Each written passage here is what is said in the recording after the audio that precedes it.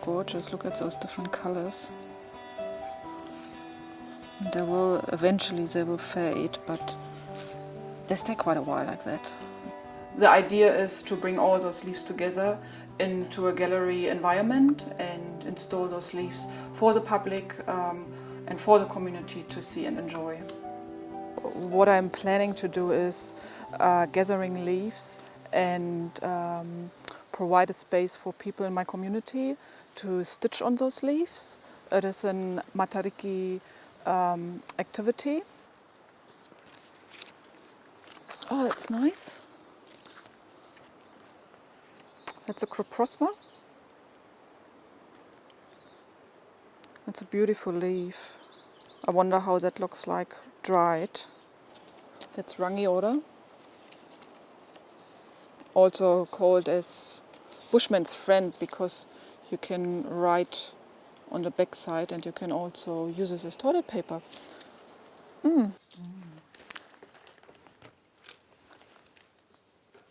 Kawa kawa. Lemonwood. Putukawa. Rangiora. Karaka. Not sure what that is. I'll find out.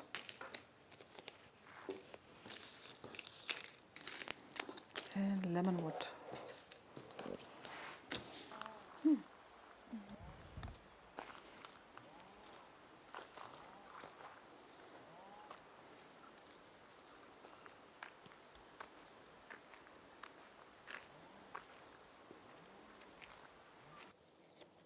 This is Karaka. I do like the color changes from the green leaf. The main thing I'm looking for is leaves who have the potential that you can stitch on them. So they should have be a certain size, but they also should be quite not too brittle and not too fine. It was a different experience for me because it was a community project with participation of people of my community. So it wasn't about myself or my work, it was about the people in the community. And that was quite risky and yes, just a new experience because I didn't know how people would respond. And so there were a few unknowns, like I wouldn't know how people turn up or how many people turn up in the libraries for the activities. I wasn't quite sure how many leaves I would need, if the leaves were really ready to stitch on. And so there was a few things I couldn't really control, and that was new for me.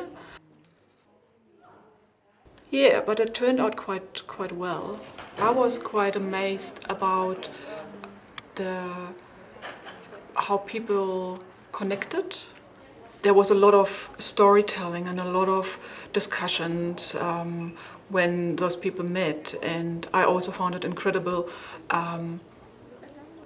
amazing to see how children would take up this idea stitching on a leaf, and it was always the children who found new ways to stitch. They would just do things I wouldn't have expected them to do. For example, stitching leaves together or folding the leaves, and it was quite interesting that the kids did the starting of a new idea and the adults picked them up. So actually the adults were inspired by the children.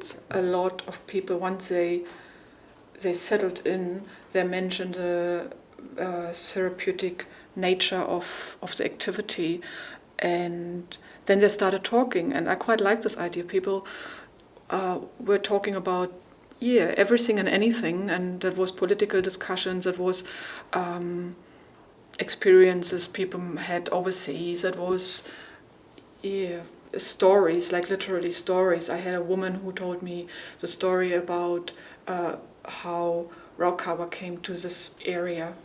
The libraries who supported my project right from the beginning with, they provided those spaces for people to come, and it was a very friendly and safe environment for people, and if we didn't have that, that wouldn't be the same outcome.